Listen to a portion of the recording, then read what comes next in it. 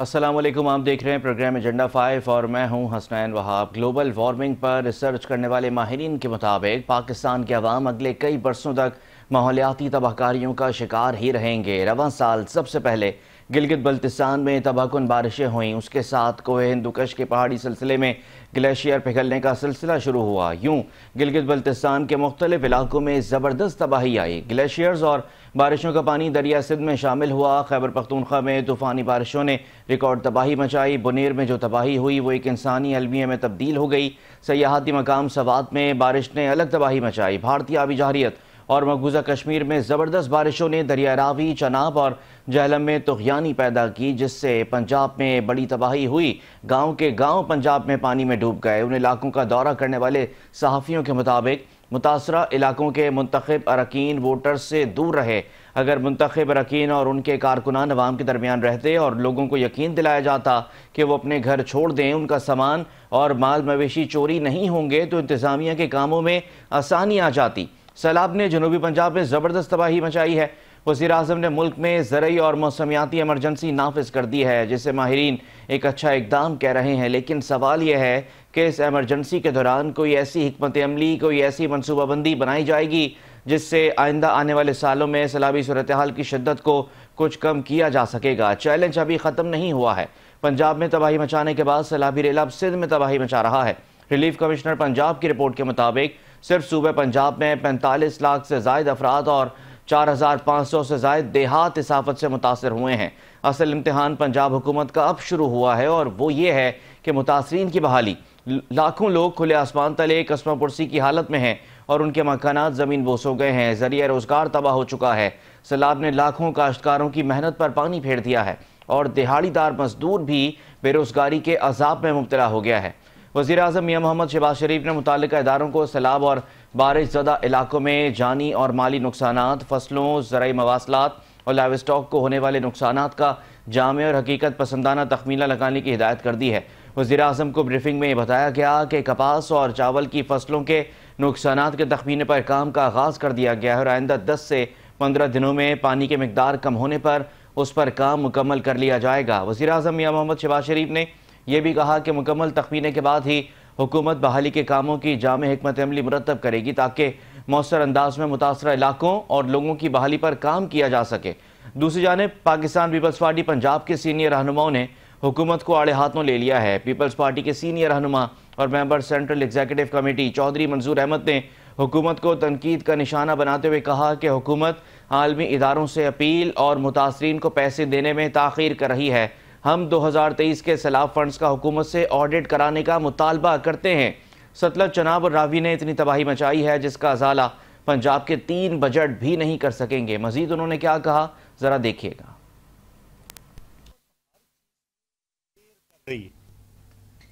पहले 72 घंटों में आलमी इदारों को अपील करनी थी रिलीफ की, इमरजेंसी डिक्लेयर करने में लेट की, लेकिन पंजाब के तीनों दरियाओं ने जो तबाही की है, जहां से दाखिल होते हैं कसूर से सतलुज, नारोवाल से रावी और चनाब, तीनों ने जहां तक जाते हैं वहां तक तबाही फैला दी है। आपके पास एक मैकेनिज्म मौजूद है बेनजीन इनकम सपोर्ट प्रोग्राम का, आप उसके जरिए लोगों को कैश ट्रांसफर करें। 1 महीने का बिल मजाक नहीं है।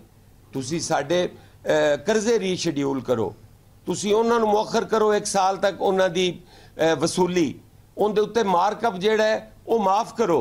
तुसी सानू आबियाना छड्डो, तुसी सानू कम अज कम 6 महीने दे बिल छड्डो बिजली दे। सानू तुहाडे नाल इख्तलाफ नहीं है, असी ये समझने आ कि तुहाडे एंड तू है कमी कोताही है, तुसी लोगां दी गल नहीं सुनदे। अब इस प्रेस कॉन्फ्रेंस के बाद पंजाब हुकूमत ने भी कहाँ चुप बैठना था। वज़ीर इत्तलात पंजाब असमा बुखारी ने पीपल्स पार्टी के रहनुमाओं की प्रेस कॉन्फ्रेंस पर सख्त रद्द-ए-अमल दिया। कहा कि सियासी बेरोज़गारी का रोना रोने के लिए पाकिस्तान तहरीक इंसाफ ही काफ़ी थी, पीपल्स पार्टी को क्या ज़रूरत पड़ गई। हम सैलाब मुतासरीन की मदद में मसरूफ़ हैं, इसलिए इत्तेहादी समझ कर बर्दाश्त कर रहे हैं। इत्तेहादी होने का ये मतलब नहीं कि अब आपके जाली फ़लसफ़े और नाकाम थ्योरियाँ सुनते ही चले जाएँ। उन्होंने मज़ीद कहा कि पीपल्स पार्टी रहनुमा अपने दुख और फ़लसफ़े बिलावल भुट्टो ज़रदारी और वज़ीर आला सिंध सैयद मुराद अली शाह को जाकर सुनाएं। अब एक मामला यह है कि पाकिस्तान पीपल्स पार्टी और मुस्लिम लीग नून पंजाब में एक दूसरे के ऊपर जिम्मेदारी डाल रही है। पाकिस्तान पीपल्स पार्टी के रहनुमा तनकीद कर रहे हैं मुस्लिम लीग नून की गवर्नमेंट पर, फेडरल गवर्नमेंट पर भी और पंजाब गवर्नमेंट पर भी।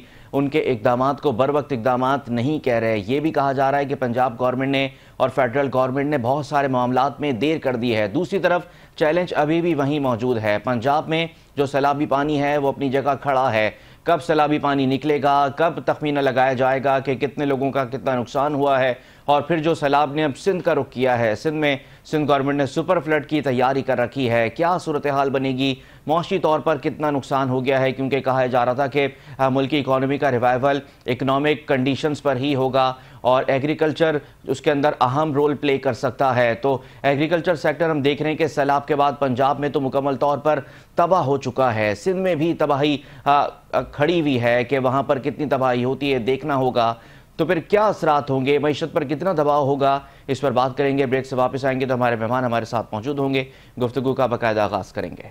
वेलकम बैक नाजरीन, गुफ्तगू के सिलसिले का बाकायदा आगाज़ करते हैं। हमारे मेहमान हमारे साथ मौजूद हैं। सुहेल अजीज़ साहब ने हमें ज्वाइन किया है, प्रेसिडेंट हैं पाकिस्तान बिजनेस फोरम के। बहुत शुक्रिया सुहेल साहब, आपने प्रोग्राम के लिए वक्त निकाला। और आमिर रफ़ी साहब ने भी हमें ज्वाइन किया है, लोकल गवर्नमेंट के एक्सपर्ट हैं।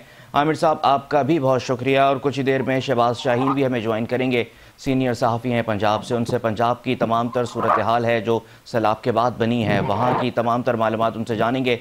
सुहेल अजीज़ साहब, आपसे शुरू करना चाहूँगा। ये जो सैलाबी सूरत हाल हम देख रहे हैं मुल्क में, सैलाब आ गया, पंजाब में सैलाब गुजर गया, लेकिन पानी अभी भी हम देख रहे हैं कि वहाँ पर खड़ा हुआ है। किसानों के रोज़गार तबाह हो गए हैं, फसलें बड़े पैमाने पर पाकिस्तान में तबाह हो गई हैं। एग्रीकल्चर को कहा जा रहा था कि पाकिस्तान की इकोनॉमी में रिवाइव करने में बड़ा रोल प्ले कर सकता है, लेकिन बड़ा दबाव आ गया है इस वक्त एग्रीकल्चर सेक्टर को तबाह होने में। कितना नुकसान हुआ है इस वक्त पाकिस्तान के अंदर सैलाबी सूरत हाल की वजह से सर?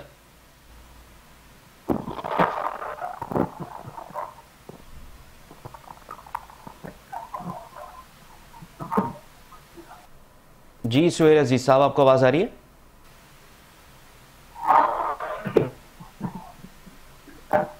चले, मैं ये सवाल आमिर रफ़ी साहब आपके सामने रखता हूँ। शायद सुहेल साहब की कोई कनेक्टिविटी में कोई इशू है। आमिर रफ़ी साहब, कितना हम देख रहे हैं कि नुकसान पाकिस्तान ने उठाया है सैलाबी सूरत हाल के बाद। हमारा एग्रीकल्चर सेक्टर हम देख रहे हैं पंजाब में मुकम्मल तबाह हो गया है, किसान बहुत ज़्यादा परेशान नज़र आ रहे हैं। किस तरह से तखमीना लगाया जाएगा? इम्पोर्टेंट आज टॉपिक पे बात करने के लिए। अस्सलाम वालेकुम। जी जी सर।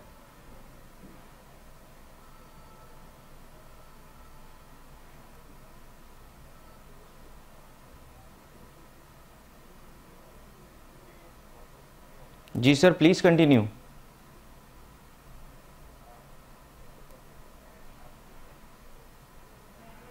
आमिर रफ़ी साहब, आपको आवाज आ रही है?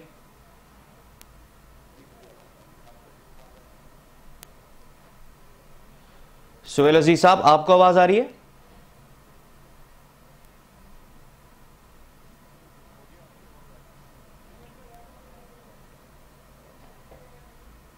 जी सुहेल साहब, आपको आवाज आ रही है? चलें फिर से रिकनेक्ट कर लेते हैं, जब तक अपने नाजरीन को बताते हैं कि पाकिस्तान में हम देख रहे हैं कि सैलाबी सूरत हाल की वजह से बड़ी तबाही हो गई है। पंजाब में कहा जा रहा है, एक रिपोर्ट के मुताबिक पंजाब में तकरीबन 40 लाख से ज़ायद लोग इस सैलाब की वजह से मुतासर हुए हैं और 45 लाख की फ़िगर इस वक्त बताई जा रही है। कमिश्नर पंजाब की ये रिपोर्ट है जिसमें यह भी कहा गया है कि 4500 के करीब देहात जो हैं सिर्फ पंजाब के अंदर मुतासर हुए हैं और बड़े पैमाने पर लाखों एकड़ खड़ी फसलें जो कि तैयार थीं, जो कि काश्त हो चुकी थीं, सिर्फ उसका फल आना बाकी था, वो बुरी तरह से वहाँ पर मुतासर हो गई हैं, तबाह हो गई हैं, जिससे ना सिर्फ पाकिस्तान के अंदर इस वक्त हम देख रहे हैं मुल्क में फूड सिक्योरिटी का इशू आ गया है, बल्कि पाकिस्तान का जो एग्रीकल्चर सेक्टर है जिसको रिवाइव होने के लिए कहा जा रहा था, जो ये कहा जा रहा था कि पाकिस्तान का एग्री सेक्टर रिवाइव होगा तो उसकी वजह से जो है पाकिस्तान की इकॉनमी रिवाइव होगी। लेकिन अभी हम देख रहे हैं कि सैलाब ने बड़े पैमाने पर तबाही मचा दी है, जिसकी वजह से सैलाब की वजह से अब दबाव हमारी मईशत पर आता जा रहा है। मईशत जिसने वापस पटरी पर आना शुरू किया था, ग्रोथ करना शुरू किया था, ग्रोथ होना शुरू हुई थी, एक बार फिर दबाव के अंदर चली गई है। आमिर रफ़ी साहब, आपको अब आवाज़ आ रही है? जी, मुझे आपकी आवाज आ रही है और मैं यही बात कह रहा था कि ये वो मौका है कि जिस वक्त हमारे जो सैलाब अफगान है उनके साथ इदारे अफसोस करने का, उनके साथ इदारे यकजहती करने का, कि इस वक्त वो बेसरो सामानी की हालत में है। वो इस वक्त अपने घरों को छोड़ चुके हैं, वो इस वक्त जो है बेयारो मददगार हैं, तो उनके साथ पूरी कौम को जो है इस वक्त इदारे यकजहती करना चाहिए और खास तौर पर हुकूमत को जो पुलिस के शाना बचाना खड़े होना चाहिए ताकि इस मुसीबत अकेले, क्योंकि इस वक्त आधे से ज्यादा पाकिस्तान तकरीबन इस तरीके में देखें तो क्लाउड बर्स्ट के अंदर जो है वहां पर सैलाब और दीगर चीजें आई हैं आसमानी बिजली, और पंजाब में तो एक्सपेक्टेड सैलाब होता है जो हर साल आता है। वहां पर काबिल अफसोस चीज ये भी है कि कोई प्रिकॉशन मेजर नहीं लिया गया और ऐसा लगा कि इंतजार में है कि सब उसके बाद फिर रेस्क्यू अमल किया जाएगा, उसके बाद चीजों की अक्सर नौ तैयारी होगी। और बड़ा अफसोस के साथ मुझे कहना पड़ता है कि आज भी NDMA हो, PDMA हो, दीगर और इदारे हो, ये आज वहीं खड़े हुए हैं जहां पर जिस रोज से शुरू हुए थे। और हमारी हुकूमतें जो है वो सिर्फ ऐलान करती हैं कि हम मुल्क 20 साल पीछे चला गया, 30 साल पीछे चला गया, तो भाई मुल्क आगे कब गया था? देखिए कुदरती आफात जाहिर बात है इनका मुकाबला मुश्किल होता है, दुनिया भर में आती है, मगर कुदरती आफात के बाद चाहे वो जलजला हो, चाहे वो सैलाब हो या दीगर कोई आफात हो, अल्लाह ताला सबको महफूज रखे, मगर उसके बाद जो इमदादी सरगर्मियां होती हैं, उसके बाद जो रिहेबिलिटेशन का काम होता है, उसके अंदर हम अभी भी जो है वो सिर्फ चादर फैला के खड़े हो जाते हैं। तो हुकूमती इदारे वो कहाँ हैं कि जिन्होंने रिलीफ पहुंचाना था, हुकूमती इदारे वो कहाँ हैं कि जिन्होंने इस वक्त उनके साथ खड़ा होना चाहिए था। तो ये जो वक्त है उनको दोबारा जो है रिबिल्ड करने का है, जिसके अंदर एक तो शॉर्ट टर्म पॉलिसी होनी चाहिए, एक फौरी पॉलिसी होनी चाहिए और एक लॉन्ग टर्म और मिड टर्म भी पॉलिसी होनी चाहिए, जिसके नतीजे में ये तकरीबन पाकिस्तान जो मुतासिर है, जिसके अंदर किसान है, जिसके अंदर आपका जो है वो हारी है, जिसके अंदर आपका दुकानदार है, जिसके अंदर आपका मकामी ताजिर है, जिसके अंदर कारोबार करने वाले, मुलाजमत करने वाले और दीगर पेशों से ताल्लुक रखने वाले लोग हैं, तो जाहिर बात है वो अपने जानवरों को छोड़कर, वो अपने घरों को छोड़कर इस वक्त खेमों के अंदर है, टेंटों के अंदर है। और मैं एक बार फिर पाकिस्तान की NGO का सबका शुक्रिया अदा करना चाहूंगा कि जो इस मैदान में निकल आई है और उन्होंने परवाह नहीं करी कि हुकूमत कहाँ खड़ी है, वो उसको लोगों की मदद के अंदर साथ खड़े हुए। तो इस सिलसिले में मैं ये कहूंगा हुकूमत को एक तो फौरी तौर के ऊपर उनको तमाम टैक्सों से एग्जेम्प्टेड करना चाहिए, उनके यूटिलिटी बिल को माफ करना चाहिए, उनको घरों को बनाने के लिए बिलासूद कर्जे देने चाहिए, उनको कारोबार करने के लिए जो है वो शॉर्ट टर्म और लॉन्ग टर्म कर्जे फराहम करने चाहिए और किसानों को खास तौर पर उनको दोबारा खड़ा करना पड़ेगा, वरना हमारा एग्रीकल्चर हमारी बैकबोन है। अगर हमारा एग्रीकल्चर खराब हो जाएगा तो पूरे मुल्क का जो 25 करोड़ की आबादी है उनका निज़ाम जिंदगी मुतासिर हो जाएगा। आपकी जो है वो गंदम के ऊपर फर्क पड़ेगा, आपकी दीगर सब्जियों के ऊपर, आपकी दीगर अजनास के ऊपर फर्क पड़ेगा। तो उसके लिए किसानों को जो है वो आसान सहल कर्जे देनी चाहिए और हुकूमत जो भी वर्क करे उसके अंदर मकामी लोगों को इन्वॉल्व करे। आपकी यूनियन काउंसिल, बोर्ड, मुंतखब नुमाइंदे जो है वहां के, उनके जरिए जो है डिजिटलाइज तरीके से लोगों को जो है वो हेल्प आउट किया जाए, उनको पैरों पे खड़ा किया जाए, उनको भिखारी ना बनाया जाए, बजाय इसके कि उनको भिखारी बनाया जाए। वहां उनकी जो है मदद के लिए उनको जो है वो कारोबारी मौके फराहम किए जाए, उसके लिए कुछ सरमाया फराहम किया जाए और उनकी बाकायदा इस हवाले से न सिर्फ पैसे दी जाए बल्कि ट्रेनिंग की जाए। बिल्कुल ठीक। जिनको जिन चीजों की जरूरत हो उनको दिलाया जाए, मवेशियों के लिए कर्जे फराहम किए जाए, हमारे जिनको ट्यूबवेल लगाने हैं, जिनको ट्रैक्टर चाहिए, उन सब के लिए गवर्नमेंट को इस वक्त जो है वो हंगामी बुनियादों पर वॉल फिटिंग पर काम करना होगा और उसके लिए दीगर जितने भी हमारे बजट है वहां पर हमें कटौती कर इस वक्त जो है वो अपने इन तमाम लोगों के साथ जो इस वक्त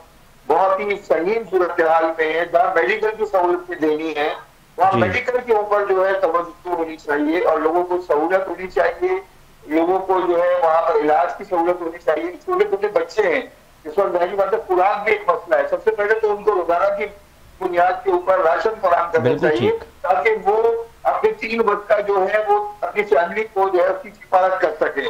बिल्कुल ठीक है, बिल्कुल ठीक है। आमिर रफी साहब, आप बड़े इकदाम बता रहे हैं कि ये होना चाहिए, इस तरह होना चाहिए, लेकिन उसके लिए ये सब चीज़ें करनी तो पंजाब गवर्नमेंट ने है। पंजाब के अंदर हम देख रहे हैं किसान कितने परेशान हैं, वहाँ पर ग्राउंड रियलिटी क्या है।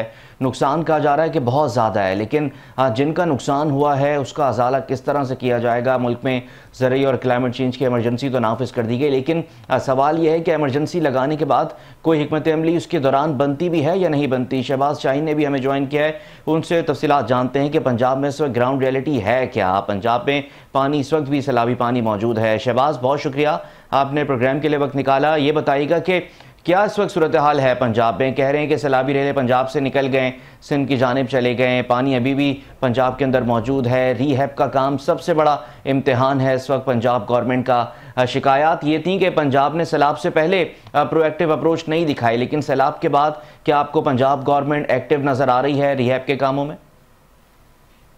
हमें सबसे पहले जो बात देखनी चाहिए ना, वो ये है कि सैलाब आया, बारिशें आई, सैलाब से लोगों के लाखों एकड़ की फसलें तबाह हो गई, उनके घर मस्मार हो गए। अब जब सैलाब गुजर गया, अब सैलाब गुजरने के बाद वो पंजाब गवर्नमेंट, वो डिस्ट्रिक्ट गवर्नमेंट, वो डिस्ट्रिक्ट के जो प्रोविजनल और जो MNA हजरात हैं, वो अब किधर हैं? अब लोग अपने घरों में जो नहीं जा सकते, अब वो बाहर छतों के बगैर बैठे हुए हैं। अब वो मवेशी जो उनके पास है वो उनके पास चारा नहीं है, बच्चों को खाना खिलाने के लिए रकम नहीं है, सर ढांपने के लिए उनके पास छतें नहीं है। अब सवाल ये है कि सबसे पहले हमें इस किन किन बहरानों का सामना हो रहा है। देखें, हमारे पंजाब में जो गंदम की फसल है वो सितंबर में लग जाती है। अब जहां जहां पानी खड़ा है, जहां जहां से सैलाब गुजरा है, वो लाखों एकड़ जमीन पे अब गंदम की जो बिजाई होनी है वो अब पॉसिबल नहीं होगा। वो इसलिए पॉसिबल नहीं होगा कि 6 से 8 हफ्ते तक अभी भी माहिरीन कह रहे हैं कि ये पानी खुश्क होने में लगेगा, और उसके बाद ये जमीन को बनाने के लिए भी 10 से 15 दिन चाहिए, यानी कि आप गंदम की फसल इन इलाकों में नहीं लगा सकेंगे। और आज अगर आप गंदम का बहरान देखें तो गंदम का बहरान आज ही से मौजूद है, और कई जगहों पे तो आटा, आपको मैं थैला का बताऊं कि लाहौर में आटे का 10 किलो का जो थैला है 2200 रुपए में मिल रहा है। तो अब ये बहरान चीनी का, ये बहरान फसलों का, ये अब इन्हें सबसे पहले जो चीजें हैं वो इन्हें किसानों को खाने पीने की अशिया नहीं मिल रही। इनके लिए जितनी भी मूजी इमराज जो फूट पड़ी है उनके लिए कोई बंदोबस्त अद्वियात का, इनका तिब्बी मुआयने का वो नहीं किया जा रहा। अब पंजाब गवर्नमेंट वहां पे हमें नजर आई है, जहां जहां सैलाब था वहां पे हमें डिस्ट्रिक्ट गवर्नमेंट के रिलीफ कैंप नजर आए हैं, जहां जहां सैलाब था। अब सैलाब गुजर गया, रिलीफ कैंप खत्म हो गए, डिस्ट्रिक्ट गवर्नमेंट या पंजाब गवर्नमेंट कहीं इनके लिए कोई इंतजामात नजर नहीं आ रहे हमें। और इनके लिए जो इंतजामात करने जरूरी हैं वो तो अब अगर ये बहरान पैदा हो गया तो आगे ही हमारी 50% जो है वो गुर्बत की लकीर से नीचे जिंदगी गुजार रहे हैं। अब वो ऐसे ऐसे खानदान है, आप अकेले किसानों की बात ना करें, किसानों के साथ साथ वो लोग भी जो गांव में जितने लोगों के घर मस्मार हुए हैं वो किसान नहीं, किसानों से भी आप कह लें कि जो मजदूर थे, जिनकी गांव में छोटा मोटा कारोबार था, वो भी अब उनका घर नहीं रहा, उनका घर नहीं रहे, उनके कारोबार नहीं रहे। उनके लिए फौरी तौर पे कल एक प्रेस कॉन्फ्रेंस की गई है पीपल्स पार्टी की तरफ से, उन्होंने बहुत अच्छी बातें की हैं, लेकिन काश वो अब सिंध गवर्नमेंट में अभी आने वाला सैलाब में या सैलाब के बाद हमें पता चलेगा कि वहां पे पीपल्स पार्टी की गवर्नमेंट क्या कर रही है। लेकिन जितनी बातें इन्होंने की है वो आप कोई भी फौरी तौर पर इन्हें बेनजीर इनकम सपोर्ट या इनके साथ गिरदावरी और सारी इनके जो जमाबंदी होती है इनकी जमीनों की, उस जमाबंदी के मौजूदगी में इनका तखमीना लगाया जाए नुकसानात का, और इन्हें फौरी तौर पर जो है वो रिलीफ दिया जाए। अगर आप रिलीफ नहीं देंगे तो आपका इजनास का बहरान, गंदम का बहरान, फसलों का बहरान, सब्जियां महंगी हो चुकी हैं, मजीद महंगी हो जाएंगी। ये अब आपको जो महंगाई का जो जिन है वो आपसे काबू नहीं होगा। अगर आपने फौरी तौर पर अगर इकदाम ना उठाए तो फिर ये देर हो जाएगी और बहुत ज्यादा मुश्किल हो जाएगी। बिल्कुल ठीक है शहबाज, आप कह रहे हैं फौरी तौर पर इकदाम, वो मुमकिन कैसे होगा? वज़ीर आज़म ने कहा है कि जब तक पानी उतरेगा नहीं उसका नुकसान का तखमीना नहीं लगाया जा सकता। आप कह रहे हैं कि 5 से 6 महीने में किसान कह रहे हैं कि ज़मीनें खुश्क नहीं होंगी। इतने अरसे में अगर पानी नहीं उतरा, तखमीना नहीं लगा, तो हुकूमत अजाला कैसे करेगी? और सबसे पहले ये समझने की ज़रूरत है कि इनिशियली से नुकसान कितना हो सकता है। सुहेल अजीज़ साहब ने भी हमें ज्वाइन किया है, प्रेसिडेंट हैं पाकिस्तान बिजनेस फोरम के। बहुत शुक्रिया सुहेल साहब, आपने प्रोग्राम को वक्त दिया। सर, क्या कोई तखमीना लगाया जा सकता है इनिशियली के सैलाबी सूरत हाल से पाकिस्तान में, ख़ास तौर पर पंजाब में कितना नुकसान हुआ है, ख़ास तौर पर एग्रीकल्चर सेक्टर की अगर हम बात करें?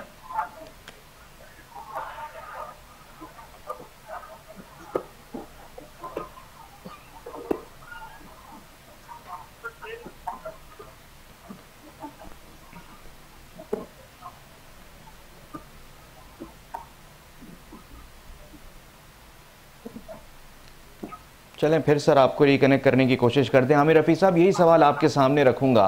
शहबाज जिस तरह बता रहे हैं कि किसानों से उनकी बात हुई, किसानों का एक खदशा है कि 5-6 महीने में भी सैलाबी पानी नहीं उतरेगा, और गवर्नमेंट ये चाहती है कि जी गवर्नमेंट ये चाहती है कि तखमीना जब लगाया जाएगा जब पानी उतरेगा। सर, ये होगा कैसे फिर मुमकिन? आमिर रफ़ी साहब। जी जी, आपको मेरी आवाज आ रही है? जी आ रही है सर, प्लीज।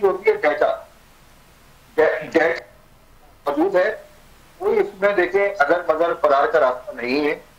आपके पास बल्दियात में यूनियन काउंसिल के इलेक्शन होते हैं, वहां की वोटिंग लिस्टें मौजूद होती हैं।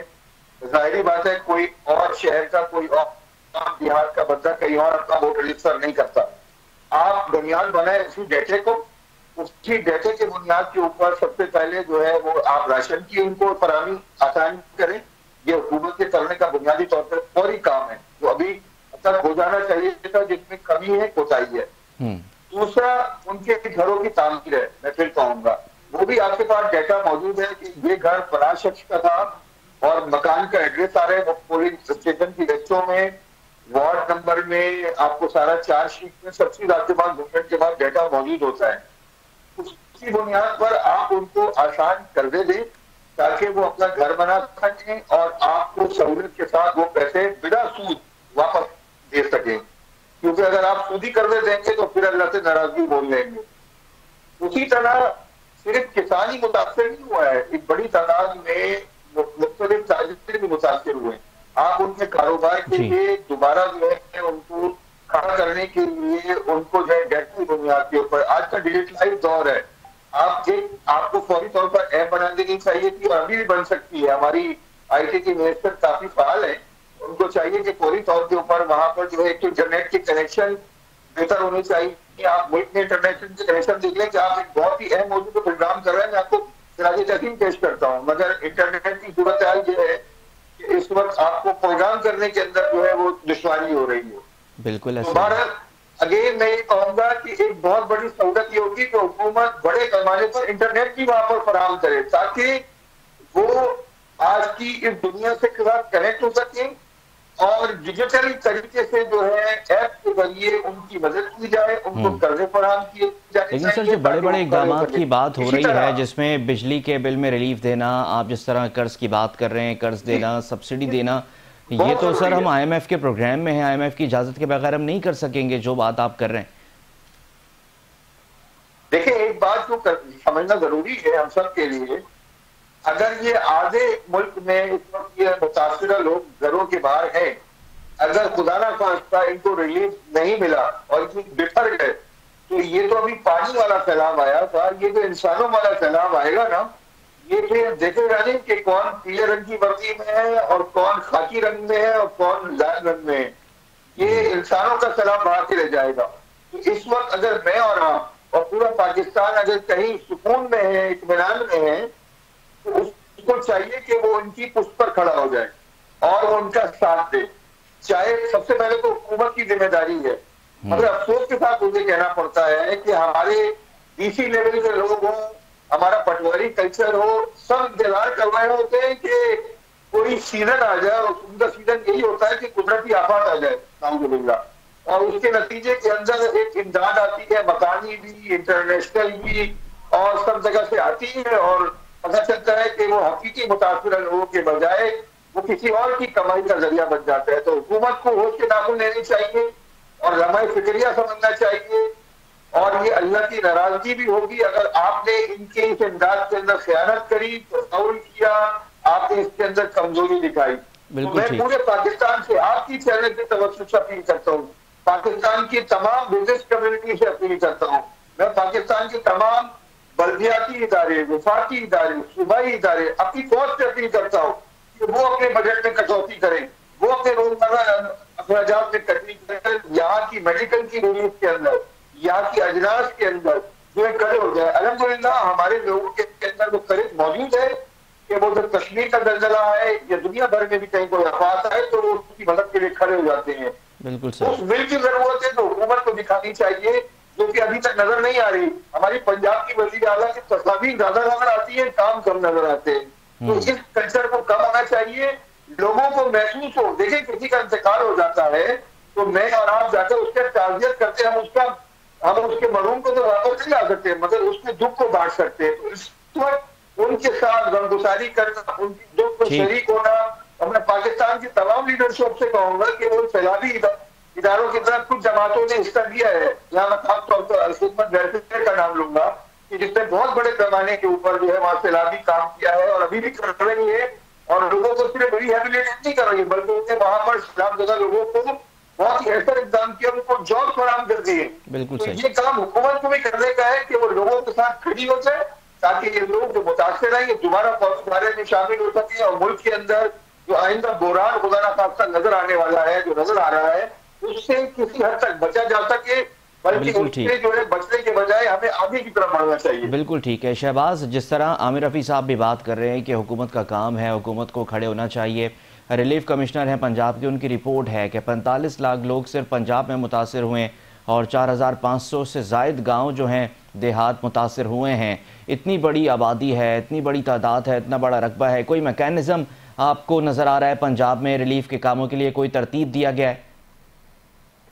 सबसे पहले ये करेक्ट कर ले कि मैंने ये कहा था कि 4 से 6 यानी कि जो वाटर एक्सपर्ट के मुताबिक 4 से 6 हफ्ते लगेंगे पानी को उसकोने में। तो ये जरा करेक्ट कर लीजिएगा आपके व्यूअरशिप। और दूसरी बात, जो पंजाब गवर्नमेंट, लाजमी कि पंजाब गवर्नमेंट कहीं ना कहीं कुछ कर रही होगी, लेकिन अभी कुछ बाहर नजर नहीं आ रहा। लोग बेयारो मददगार बैठे हुए हैं, हम देख रहे हैं 1988 के बाद का जो ये सैलाब आया है, ये एक आप कहने के दरियाए रावी आप देख लें कि लास्ट टाइम जब 2010 का जब सुपर फ्लड का नाम दिया गया था उस वक्त सैलाब आया था, तो 15 साल बाद दरियाए रावी में जितना ये सैलाब आया, इससे पहले 2010 में भी इतना नहीं आया था। अब सवाल ये कि इतना नुकसान हुआ, ये तो हमारे सारे एक्सपर्ट एनालाइज कर रहे हैं कि नुकसान बहुत ज्यादा हुआ है।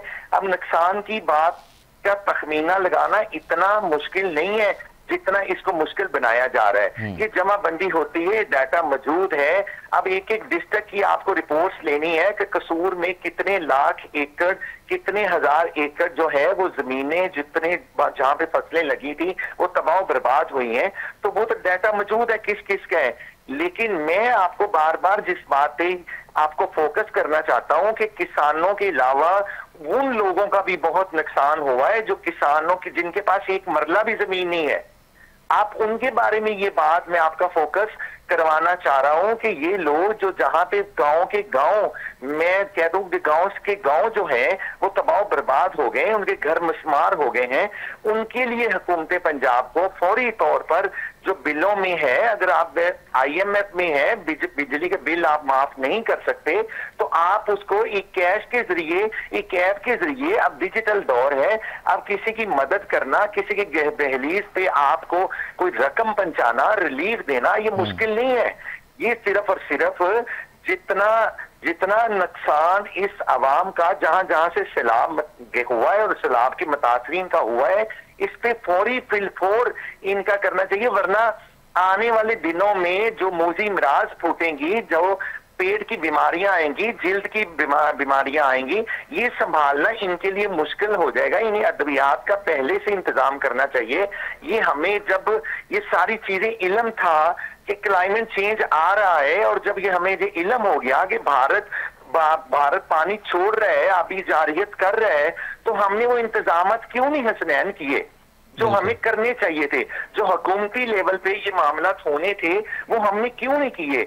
हमने वो अद्वियात क्यों नहीं अभी तक पहुंचाई? अभी तक क्यों नहीं वो तिब्बी मुआयने इन लोगों के किए जा रहे हैं? इनके बच्चों का जो तालीम का इतना नुकसान हो रहा है, आप वो इनका कहाँ कर रहे हैं? इस गांव के गांव उजड़ गए हैं, तो वहां पे तालीम, उनके बच्चों की तालीम कैसे हो रही है? उनकी अद्वियात कैसे मिल रही है? उन्हें आप बीमारियों से किस तरीके से बचाने की पॉलिसी बना रहे हैं? तो लिहाजा किसी भी खानदान की मुतासरा जो सैलाब से खानदान है, उनकी मदद करना हुकूमती लेवल पे कोई मुश्किल नहीं है। इनका डाटा मौजूद है, हर तहसील वाइज, हर डिस्ट्रिक्ट वाइज ये चीजें मौजूद है। इनके लिए फौरी फिलफोर जो रिलीफ कैंप है वो लगाने चाहिए और परमानेंट लगाने चाहिए। जिनके पास घर नहीं है वो कहाँ जाए? बिल्कुल सही। अब हुकूमतें और जरिए हुकूमतें जो हैं वो सारी नजर नहीं आ रही, वो रिलीफ कैंप नहीं नजर आ रहे। मेरा तो ये सवाल है कि जिनके आपने घरों को घर मस्मार हो गए हैं, पानी बुर्द हो गए, दरिया बुर्द हो गए, उनके लिए आप कैंप परमानेंट लगाएंगे जब तक वो उनकी वापसी नहीं होती, उनके घर तमीज नहीं होते, उनका मसले उससे पहले आप उनके किस तरह उन्हें बेयारो मददगार छोड़ सकते हैं? ठीक है, ये कौन? बिल्कुल ठीक है। आमिर रफ़ी साहब, आखिर में बस ये बताइएगा कि आप लोकल गवर्नमेंट के एक्सपर्ट भी हैं, बड़े अच्छे तरीके से मामलात को समझते हैं। हम देख रहे हैं कि पंजाब में लोकल गवर्नमेंट इस वक्त फ़ाल नहीं है और लोगों का शिकवा वहाँ पर यह है, जो मुतासरा लोग हैं वो ये कहते पाए गए कि हमारे मुंतखब नुमाइंदे हमारे दरमियान नहीं थे, अगर होते तो सूरत हाल कुछ मुख्तलिफ होती। क्या आपको भी यही लगता है कि अगर वहाँ पर लोकल इंतज़ामिया होती, मुंतखब नुमाइंदे वहाँ पर मुतासरा लोगों के दरमियान होते तो सूरत हाल कुछ मुख्तलिफ होती? जी बिल्कुल दुरुस्त कहा है आपने। सबसे पहले तो मैं 1 मिनट कराची की भी बात करना चाहूंगा। कराची में भी एक सैलाब होकर गुजरा है और अभी आपने देखा तो बारिश हुई है, उसको पूरा कराची बह गया था, अर्बन फ्लडिंग हुई है, पूरी की पूरी आबादियां जो है वो डूबी हैं, अच्छे पौध इलाके भी डूबे हैं। ऐसा लगता है कि कराची के ऊपर तो किसी ने बमबारी करी हुई है और यहाँ पर रोजाना, क्योंकि मैं कराची में बैठे हूँ, रोजाना यहाँ से गुजरता हूँ, तो इस वक्त कराची का इंफ्रास्ट्रक्चर मेरा ख्याल में इस वक्त सैलाब ज़दा इलाकों से कुछ ज्यादा खराब, ज्यादा बेहतर नहीं है। आप यहाँ पर इस शहर के अंदर सांस लेना मुश्किल हो गया है, नल भरे हुए हैं, यहाँ की सड़कें बर्बाद हैं, यहाँ के ड्रेनेज सिस्टम तबाह है। तो मैं इस वक्त उन लोगों से, उन इदारों से मुखातिब हूँ। आप देखिए, कौम 47 ने पूरे मुल्क को काला के खड़ा कर दिया है कि लोगों के दरमियान उनके हकीकी नुमाइंदे मौजूद नहीं है, लोगों के मसाइल एड्रेस नहीं हो रहे हैं। तो इस पर पूरा मुल्क ही तकरीबन डिजास्टर की सूरत पेश कर रहा है। आप केपी के देख लें, पंजाब देख लें, सिंध देख लें और खासतौर पे कराची का हाल देख लें कि जो कहते हैं कमाऊ खूब बच्चा होने के बावजूद भी इस वक्त जो है नजरअंदाज है। यहाँ पे ट्रैफिक का निजाम देख लें, आप यहाँ की दीगर चीज देख लें और लोकल गवर्नमेंट को मजबूत के बगैर पाकिस्तान का कोई भी इलाका बेहतर नहीं हो सकता। हर आज दफा एक नया निजाम लाके जो है वो कॉपरेटिव कर दी जाती है। आपको मकामी हुकूमतों को मजबूत करना होगा कि जिस तरह ईरान में है, भारत में है, तुर्की में है, आप उनको मजबूत करेंगे तो लोगों को डोर स्टेप पर रिलीफ मिलेगा। नेमतुल्लाह खान एडवोकेट कराची शहर में आए, इसी तरह पंजाब में भी इसी तरह के लोग आएंगे तो ये मुल्क के अंदर लोकल गवर्नमेंट का निजाम बेहतर होगा और लोगों को जो है रिलीफ मिल सकेगा, उनकी दहलीज पे मिल सकेगा। सूबाई हुकूमतों का काम नहीं है सेवरेज लाइनें बिछाना। कराची के अंदर वाटर बोर्ड माफिया हो, कराची के अंदर जो है FDCA का बिल्डिंग कंट्रोल का माफिया हो, ये शहर भी किसी जो है वो तबाह जगहों के उजड़े हुए शहर से कम नहीं है। जहाँ ऐसा लगता है कि खुदा ना खास्ता अल्लाह ने करीब कोई जलजला आ गया है, कोई जो है वो सैलाब आ गया है, कोई और आफत आ गई है, कोई भारत से बमबारी कर दी है, जिसके नतीजे के अंदर पूरा कराची शहर हमें जो है वो उजड़ा हुआ दिखाई देता है। हर महकमा जो है वो बुरा हाल है जिसका। तो लोगों को एक ऐसा लगता है कि पूरे मुल्क के अंदर एक तकसीम हो गई है, एक वीगो कल्चर आ गया है और एक आम अवाम आ गई है और वो वीगो कल्चर इस डबल केबिन ने पूरी आवाम को जो है वो पीछे रख दिया है। तो लोगों को रिलीफ देना होगा और ये भी मौका है अपने आप को संभालने का, अपनी कौम को संभालने का और सही फैसले करने का। लोग वही खिदमत कर सकते हैं एक मुल्क के अंदर जो अल्लाह से डरने वाले हों, जो आखिरत में जवाबदेही का एहसास रखते हो, जो तजर्बा रखते हो। आप अगर नातजुर्बेकार लोगों को, रिटायर्ड लोगों को आप जो है उनको ला कर बिठा देंगे हर जगह तो ये मसले का हल नहीं है। एक्सपर्ट को बिठाना पड़ेगा, आपको काबिल लोगों के ऊपर भरोसा करना पड़ेगा। Right man for right job करनी पड़ेगी, तो ही आप इन मसले से निकल सकते हैं। बिल्कुल सही, इंशाल्लाह बिल्कुल सही। पाकिस्तानी कौम में दम है, इदारों को चाहिए कि वो भाई मुल्क पर रहम करे, इसके आवाम पर रहम करे, ताकि यहाँ पर कारोबार भी आगे जा सके। ये 25 करोड़ की आबादी का शहर है, इंशाल्लाह ये खड़ा होगा तो सारी चीजों को तुम्हें भाग के लेके जा सकता है। लिहाजा जरूरत है इस बात की कि हुकूमत अपना किरदार दुरुस्त करे और लोगों के मफाद में फैसले करे, और ये जो डीसी कल्चर है और ये जो एसी कल्चर है उससे बाहर निकल कर लोगों की दहलीज तक जाए। अभी आजम साहब पता नहीं, मुझे लगता है कि इस शहर का, कराची का तो कोई वज़ीर आज़म ही नहीं है, कोई पूछता ही नहीं है इस शहर को, शहर का कोई वज़ीर आला ही नहीं है। बिल्कुल ठीक है, बिल्कुल ठीक है, बहुत शुक्रिया सर। मुझे बताया जा रहा है प्रोग्राम का वक्त ख़त्म हो गया है। आपका बहुत शुक्रिया, आमिर रफ़ी साहब ने हमें ज्वाइन किया, शहबाज शाहीन हमारे साथ मौजूद थे और सुहेल अजीज़ साहब से हमारा रब्ता नहीं हो सका, उन्होंने हमें टाइम दिया, उनका भी बहुत शुक्रिया। नाज़रीन, इसी के साथ ही प्रोग्राम का वक्त ख़त्म होता है। मुझे और मेरी टीम को इजाज़त दीजिए, आपसे फिर मुलाकात होगी। अपना ख्याल रखिएगा, अल्लाह हाफ़िज़।